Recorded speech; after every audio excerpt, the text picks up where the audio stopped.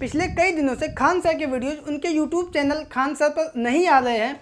तो उसकी कमी को पूरा करने के लिए खान सर की स्टाइल में खान सर की तरह उनके नॉलेजेबल वीडियो बनाने का उनकी तरह एक छोटी सी गुस्ताखी की है। तो उसके लिए सबसे पहले सॉरी। और अगर 1% भी उनके जैसा 1% भी 0.1% भी प्रयास अच्छा लगा हो तो कमेंट करके हमें ज़रूर बताना।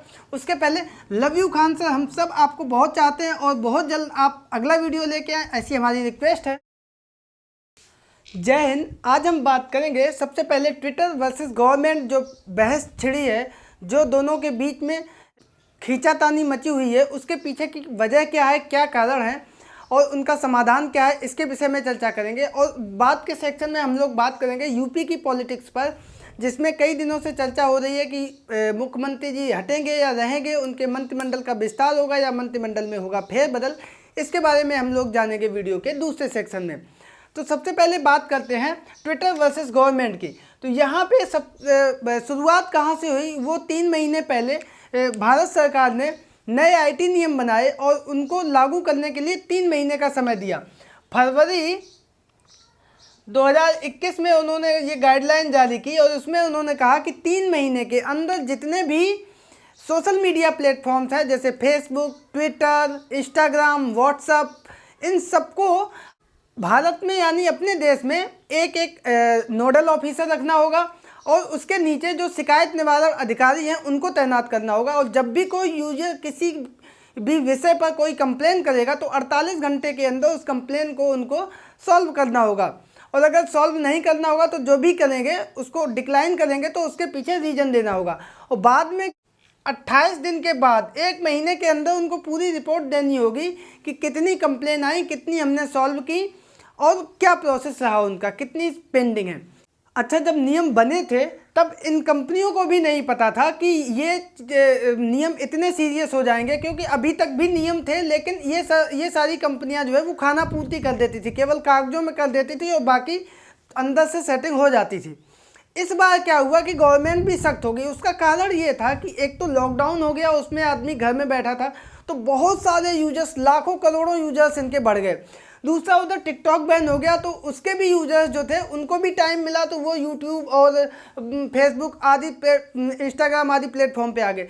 तो इधर इनकी कमाई में बहुत ज़्यादा बढ़ोतरी हुई। तो सरकार को भी लगने लगा कि पैसा इतना ये लोग ले जा रहे हैं तो उसकी जगह पर इनको थोड़ी रिस्पॉन्सिबिलिटी भी देनी चाहिए।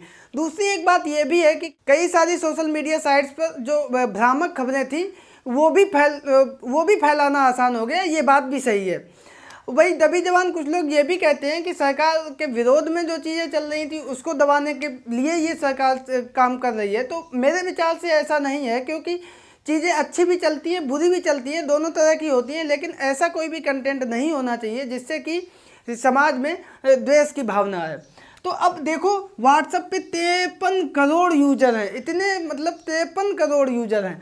यूट्यूब पे 44 करोड़ यूजर है। दोनों को अगर मिला दें तो लगभग 1 अरब हो जाते हैं। कुछ समय पहले तक अपनी जनसंख्या थी इतने ज़्यादा। फेसबुक पे 41 करोड़ यूजर्स हैं, इंस्टाग्राम पर 21 करोड़ और ट्विटर पे कितने हैं भाई साहब, मात्र 1.75। तो लास्ट में क्या हुआ, इन सभी ने कह दिया कि ठीक है भैया, हाथ जोड़ लिए, जो भी है हम आपकी सारी बात मानेंगे। अब इतना बड़ा बिजनेस छोड़ तो सकते नहीं। लेकिन भाई साहब ट्विटर साहब को आपत्ति हो गई। इनके CEO हैं जैक डॉर्सी, इनको आपत्ति होगी। इनको आपत्ति क्या हुई, अब माना ये जाता है कि ये थोड़ी लेफ्ट विचारधारा के हैं, लेफ्ट की पार्टियां जो है। तो इस वजह से ये जो इंडिया की सरकार मानी जाती है ये हिंदुत्व की सरकार मानी जाती है, थोड़ा सा जो है राष्ट्रवादी सरकार मानी जाती है, थोड़ी सी हिंदुज्म वाली सरकार मानी जाती है। इसलिए इनको थोड़ी सी खुन्नस रहती है इन लोगों के प्रति, ऐसा लोगों का विचार है। हालांकि हो भी सकता है कहीं ना कहीं, क्योंकि इनके CEO जो हैं वो खुद कहते हैं कि हम लेफ्ट की विचारधारा से हैं। हालांकि बाद में ये भी कहते हैं कि हम अपने बिजनेस में इसका असर नहीं होने देते हैं। अब हुआ क्या कि ट्विटर की आपत्ति ये है कि इसके यूजर्स हैं मात्र 1.75 करोड़, इनके यूजर्स हैं बहुत ज़्यादा। तो ये इतना सब स्टाफ रख देंगे और उसका खर्चा भी आसानी से निकल आएगा और उसको हैंडल करने का प्रयास करेंगे। इनके यूजर्स हैं मात्र 1.75 करोड़। तो यूजर्स कम होने की वजह से इनकी इनकम भी कम है और खर्च इनको बराबर करना पड़ेगा जितना ऊपर वाले लोगों को करना पड़ रहा है। तो इस वजह से इनकी इनकम काफ़ी ज़्यादा प्रभावित होगी। इस वजह से इनको थोड़ा सा डर लग रहा है। दूसरा ये है कि अभी जब पेंडेमिक सिचुएशन हुई तो बहुत से लोगों ने ट्विटर का बहुत उपयोग किया कि हमें ये चाहिए वो चाहिए। इधर गवर्नमेंट ने भी काफ़ी कुछ उपयोग किया ट्विटर को। तो ट्विटर वालों को ये लगने लगा, सीईओ साहब को, कि हमारे बिना तो इंडिया चलेगा नहीं। तो इनको जैक डोर्नी साहब को बताना चाहेंगे, अरे बकलुलवा, तू तो अभी का आया है इंडिया में, इससे बड़े बड़े शी जिनपिंग चीन के राष्ट्रपति, उनको तक सुधार दिया, तो तुम तो बहुत छोटे हो, अभी उनके सामने बच्चे हो, तुम बच्चे, जल्दी मान जाओ, नहीं तो बेटा तुम्हारी भी विदाई हो जाएगी। ठीक है, तो ये बात थी। अब इन्होंने हरकत क्या की, इन्होंने छोटे बच्चों वाली हरकत की। छोटे बच्चे नहीं, उनको मार दो, पीट दो, किसी बात को कर दो तो वो हाथ में झपट्टा मार देंगे, पैंट छुपा देंगे, कपड़े छुपा देंगे, वो काम ये कर रहे हैं, छोटे छोटे काम। अब देखो इन्होंने क्या किया, ट्विटर पे एम वेंकैया नायडू का जो व्यक्तिगत ट्विटर अकाउंट था उसका ब्लू टिक हटा दिया। कब हटाया? 5 जून 2021 को। अब ब्लू टिक का मतलब ये होता है कि ट्विटर ने एक अपनी छोटी सी पॉलिसी बना रखी है कि जो भी अकाउंट वेरीफाइड होते हैं, अब जैसे मान लो अकाउंट तो बहुत होते हैं, विराट कोहली का उदाहरण ले लो, तो एक विराट कोहली है, लेकिन आप अगर ट्विटर पे चले जाओ, अगर सर्च कर दो विराट कोहली, तो 100 चैनल आ जाएंगे विराट कोहली के। हमारा ही यूट्यूब चैनल विनय की पाठशाला अगर आप सर्च कर दोगे तो 10 चैनल आ जाएंगे। तो इसलिए इसमें से वेरीफाइड चैनल एक ही होगा, तो उसके लिए जो जिस व्यक्ति का नाम है वही अगर उस चैनल को यूज करता है तब वो लोग उसको ब्लू टिक देते हैं। उसके लिए कई नियम उन्होंने बना रखे, हालांकि उनका पालन कहीं नहीं होता है। आप देखेंगे 200 सब जो जिनके फॉलोअर्स हैं उनको भी कहीं कहीं ब्लू टिक मिल जाता है, और कहीं कहीं करोड़ों में फॉलोअर्स हो जाते हैं तब भी ब्लू टिक नहीं मिलता है। तो करोड़ों मतलब लाखों में, क्योंकि 1.75 तो इनके पूरे कस्टमर ही हैं। तो ठीक है, अब जब ज़्यादा विवाद हुआ, ज़्यादा गवर्नमेंट ने कहा, तो तुरंत इन्होंने उनका ब्लू टिक वापस कर दिया और कहा ये कि पिछले 6 महीने से एक्टिविटी नहीं थी, इस वजह से हमने इसको ब्लू टिक हटा दिया था। दूसरी खबर थी कुछ दिन पहले, आपने देखा होगा 10 मई 2021 को मनोज सिन्हा, जो कि जम्मू कश्मीर के राज्यपाल हैं, केंद्र शासित प्रदेश के राज्यपाल हैं, उनका अकाउंट सस्पेंड हो गया, अकाउंट पूरा सस्पेंड कर दिया 10 मई 2021 को। फिर जब जाके बात की गई तब इनका अकाउंट बहाल किया गया। बताया वही गया कि इन्होंने जो है कहीं से बांग्लादेश से कोई शिकायत मिली थी, उसके आधार पे इन्होंने कार्रवाई की। इसके बाद अमित शाह का 12 नवंबर 2020 को जो इनकी प्रोफाइल लगी थी उस पर कॉपीराइट स्ट्राइक आई और उसके बाद से इन्होंने उसको भी हटा दिया, तो उस पर भी विवाद हुआ, फिर जाके इन्होंने उसको भी बहाल कर दिया। कुल मिला के बात ये है कि ये जो है जैक डोर्नी साहब, ये कहीं ना कहीं इनको मौका मिल जाए परेशान करने का तो ये अपनी आदत से बाज नहीं आते हैं। तो अब इंडिया ने भी खुले शब्दों में कह दिया कि अगर तुम्हें भैया बिजनेस करना है इंडिया में तो ये सारी चीज़ें माननी पड़ेंगी, इन सब जो ओछी हरकतों से काम चलने वाला बिल्कुल भी नहीं है। और पिछले कुछ दिनों में ऐसा ही एक काम किया था नाइजीरिया, एक अफ्रीकी देश है, उसने क्या किया, नाइजीरिया ने वहाँ के इन्होंने राष्ट्रपति का इन्होंने अकाउंट सस्पेंड किया, क्योंकि उन्होंने एक ट्वीट किया था जिसमें ज़्यादा कुछ उन्होंने लिखा भी नहीं था। उन्होंने कहा था जब 1967 और 70 में जब विद्रोह हुआ था और लड़ाई हुई थी, उसमें हमारे ऊपर लोगों ने जिस तरीके से अत्याचार किया था, हम भी उसका बदला उसी तरीके से लेंगे, ये ट्वीट था। और उस पर इन्होंने ट्विटर साहब ने आपत्ति कर दी और उसको सस्पेंड कर दिया। इसके बदले में नाइजीरिया ने क्या किया, सारा पूरा जो है ट्विटर बैन कर दिया नाइजीरिया में। तो अब डायरेक्ट तो कह नहीं सकते, तो इन्होंने कारण कोई और दिया, लेकिन मेन कारण यही था नाइजीरिया में ट्विटर पूरा बैन होने का। अब कुछ दिन पहले आपने भी देखा इंडिया में क्या किया था मोदी साहब ने, जिनपिंग का पूरा जो टिकटॉक वीडियो बनाते रहते थे, लड़के लड़के सब बाल ये वो करके, मतलब बर्बाद था पूरा इंडिया, और उसको इन्होंने बैन कर दिया। उसी तरीके से नाइजीरिया ने ट्विटर को बैन कर दिया। अब ट्विटर वालों को भी थोड़ा थोड़ा डर लगने लगा, कहीं ऐसा ना हो कि नाइजीरिया ने जो काम किया वो बाकी देश भी एक एक करके करने लगे।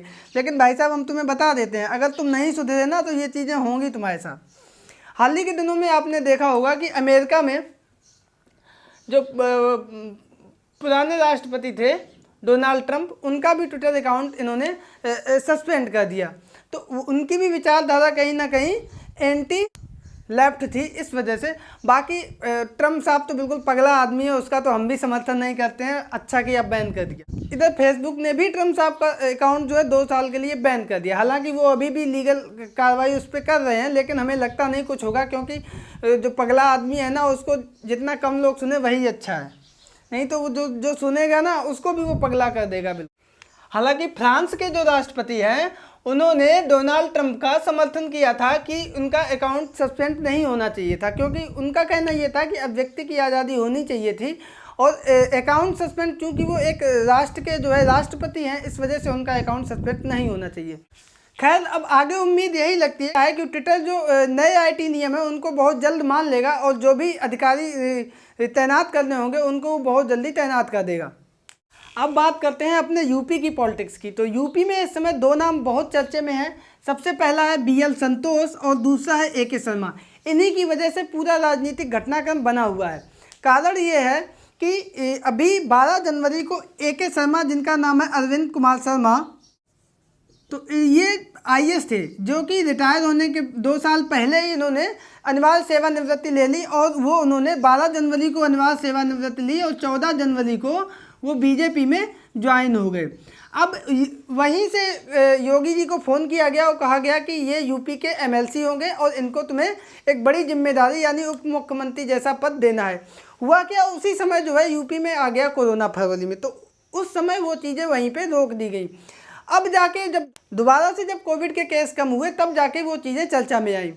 उसी के लिए BL संतोष को भेजा गया कि कहा गया कि भाई साहब शर्मा जी को, मोदी जी ने फ़ोन किया योगी जी को कि शर्मा जी को जिम्मेदारी देनी है, लेकिन योगी जी इसके मूड में बिल्कुल नहीं थे। उनको किसी का भी हस्तक्षेप अपने काम में पसंद नहीं है, जैसा कि आप सब जानते हो। और भैया हो काहे ना, जो गुरु है तो गुरु का चेला जो है वो भी तो गुरु जैसे ही होगा ना।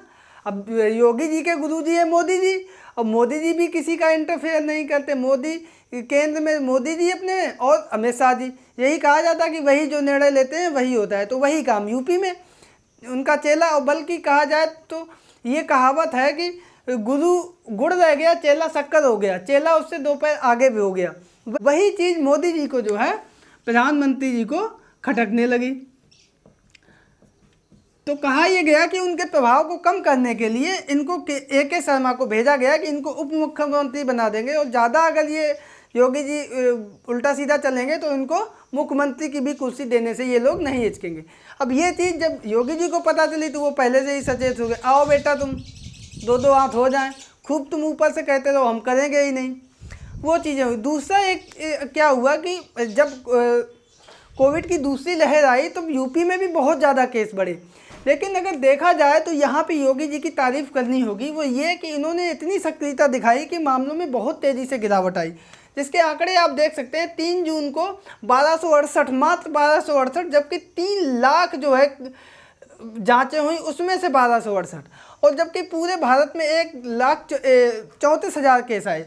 वहीं 4 जून को 1175, 1,12,000 पूरे यूपी भारत में केस थे, और इस दिन भी लगभग 3 लाख जांचें प्रतिदिन हो रही हैं। 5 जून को भी 1,092, जबकि पूरे भारत में 1,20,000 थे। 6 जून को भी 1,078, जबकि पूरे भारत में 1,06,000 के आसपास केस थे।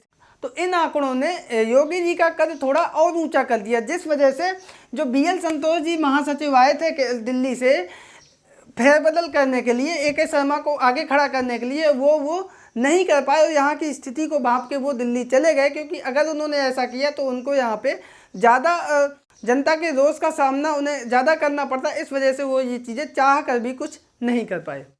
वैसे अगर देखा जाए तो BJP की कार्यशैली यही है कि जहाँ भी इलेक्शन होता है उसके 1 साल पहले से वो लोग बहुत तेज़ी से तैयारी शुरू कर देते हैं। उसी के क्रम में इस घटनाक्रम को भी देखा जाना चाहिए। इतना ज़्यादा अंदर खाने, इतनी ज़्यादा कोई बहुत बड़ी सुगबुगाहट नहीं है। वो केवल जनता का मूड देखते हैं कि वो किस दिशा में मूड जा रहा है, उस हिसाब से वो अपनी रणनीति बनाते हैं। जबकि बाकी जो पार्टियां हैं, सपा हो या बसपा हो, वो इस चीज़ पे ज़्यादा काम नहीं करती हैं। वो जब चुनाव आते हैं उसके 2 महीने पहले सक्रिय होते हैं, जबकि BJP ऐसा नहीं है, वो 1 साल पहले से तैयारी शुरू कर देती है। तो सपा बसपा वाले भाई, तुम लोग भी इनके जैसे जल्दी से तैयारी शुरू कर दो, जिससे कि तुम्हारा भी कुछ आगे सीटें बढ़ी, नहीं तो बाद में फिर तुम कहोगे कि EVM में वोट थे, दिए कहीं, गए कहीं। तो उन बहानेबाजी से अच्छा है कि तुम लोग भी अपना काम धरातल पे करो।